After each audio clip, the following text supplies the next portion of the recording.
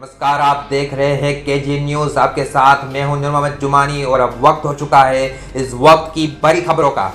इस वक्त की सबसे बड़ी खबर यह है कि राज्यसभा की खाली पड़ी हुई 18 सीटों पर अब 19 जून को होगा मतदान। जी हाँ दोस्तों, राज्यसभा की 55 सीटें अप्रैल महीने तक खाली हो रही थी और उसी को ध्यान में रखते हुए फरवरी महीने में चुनाव आयोग ने चुनाव की तारीख का ऐलान किया था। जहां को बता दें कि पहले ये चुनाव 26 मार्च को होना था, लेकिन लॉकडाउन के चलते चुनाव आयोग ने चुनाव के तारीख को टाल दिया था। अब राज्यसभा की इन 18 सीटों के लिए 19 जून को मतदान और मतगणना दोनों करने का फैसला किया गया है। जहां को बता दें कि राज्यसभा की जिन 18 सीटों के लिए 19 जून को मतदान होना है, इनमें आंध्र प्रदेश की 4 सीट, गुजरात की 4 सीट, झारखंड की 2 सीट, मध्य प्रदेश की 3 सीट, मणिपुर की 1 सीट, मेघालय की 1 सीट और राजस्थान की 3 सीटें शामिल है। आपको नहीं पता तो बता दें कि फरवरी महीने में चुनाव आयोग ने राज्यसभा की 55 सीटों के लिए अधिसूचना जारी की थी, लेकिन इन 55 सीटों में से 10 राज्यों की 37 राज्यसभा सीटों पर सदस्य को निर्विरोध चुन लिया गया था। वहीं बाकी बची 18 सीटों के लिए 26 मार्च को राज्यसभा चुनाव होना था, लेकिन कोरोना वायरस और लॉकडाउन के चलते होने वाले इस चुनाव को टाल दिया गया था।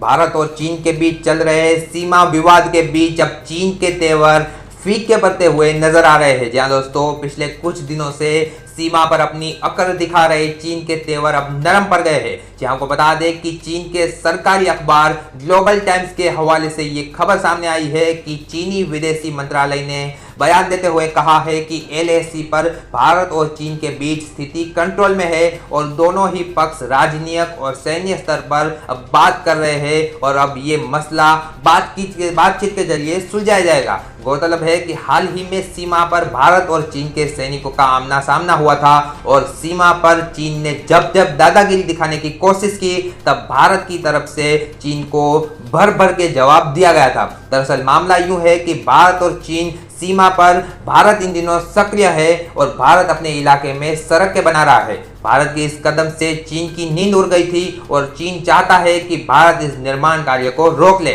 लेकिन भारत ने चीन के इस प्रस्ताव को ठुकरा दिया था और तब से ही सीमा पर लगातार युद्ध जैसा वातावरण बना हुआ है। मशहूर सिंगर कंपोजर वाजिद खान की मौत पर बड़ा खुलासा हुआ है कि उनकी मौत हार्ट अटैक से नहीं बल्कि कोरोना वायरस के कारण किडनी फेल होने से हुई थी। जी हाँ दोस्तों, एपीपी न्यूज की एक रिपोर्ट में दावा किया गया है कि वाजिद खान की मौत के बाद बीएमसी द्वारा जारी किए गए मृत्यु प्रमाण पत्र में साफ तौर पर इस बात का उल्लेख किया गया है कि 43 साल के वाजिद खान की मौत की वजह कोरोना वायरस और किडनी फेल होना है। वहीं इस रिपोर्ट के मुताबिक उनकी मौत का समय देर रात 1 बजे दर्ज किया गया है। जहां को बता दें कि वाजिद खान के भाई साजिद खान ने यह बात का खुलासा किया था कि वाजिद कोरोना वायरस से संक्रमित जरूर थे, लेकिन उनकी मौत का कारण हार्ट अटैक था। दोस्तों, एक तरफ बीएमसी की रिपोर्ट और दूसरी तरफ साजिद खान के बयान ने वाजिद खान की मौत के कारण को उलझा दिया है।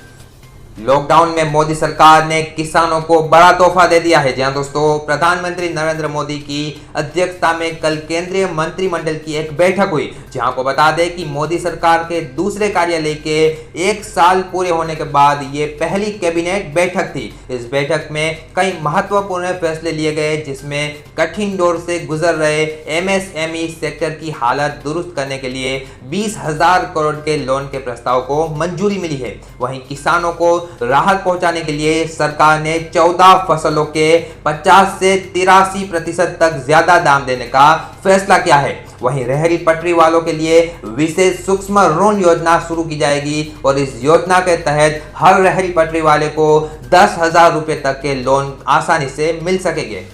बिहार में चुनावी प्रचार के लिए अब ई रैली का सहारा ले गया अमित शाह। जी हाँ दोस्तों, बीजेपी ने अनलॉक 1 के पहले दिन ही प्रेस कॉन्फ्रेंस कर ये घोषणा की है कि केंद्रीय गृह मंत्री अमित शाह 9 जून को बिहार में डिजिटल रैली करेंगे। बीजेपी ने दावा किया है कि इस ई रैली में 1 लाख लोग शामिल होंगे। जी आपको बता दें कि कोरोना संकट के बीच बिहार विधानसभा चुनाव के लिए बीजेपी कई महीने पहले से ही अपनी रणनीति को अंतिम रूप देने में जुटी हुई है। अब सामाजिक दूरी का पालन करते हुए बीजेपी इस बार डिजिटल प्रचार को प्रमुखता देने वाली है। बीजेपी नेता का कहना है कि कोविड-19 के कारण अब काफी समय तक सामाजिक दूरी का पालन करना होगा। ऐसे में पार्टी बड़ी रैलियों के स्थान पर अब फेसबुक लाइव, व्हाट्सएप ग्रुप और यूट्यूब लाइव का उपयोग प्रभावी तरीके से करने के लिए पूरी तरह से तैयार है। बता दें कि बिहार राज्य की 243 विधानसभा सीटों पर इसी साल चुनाव किया जाना है।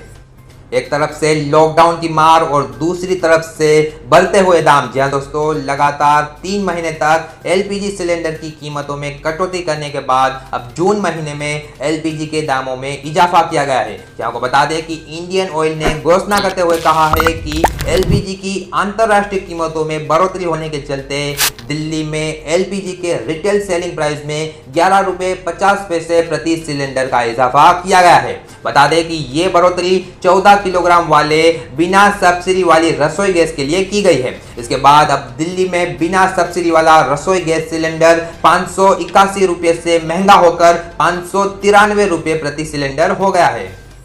आज की इस वीडियो में इतना ही। अगर हमारी खबरें आपको पसंद आती हो तो इस वीडियो को लाइक कर दें और चैनल पर नए आए हो तो प्लीज चैनल को सब्सक्राइब जरूर कर दें और पास में मौजूद बेल आइकन को भी जरूर प्रेस करें ताकि जब भी हम कोई नया वीडियो अपलोड करें तो इसका सीधा नोटिफिकेशन सबसे पहले आप तक पहुंच सके। Thank you so much.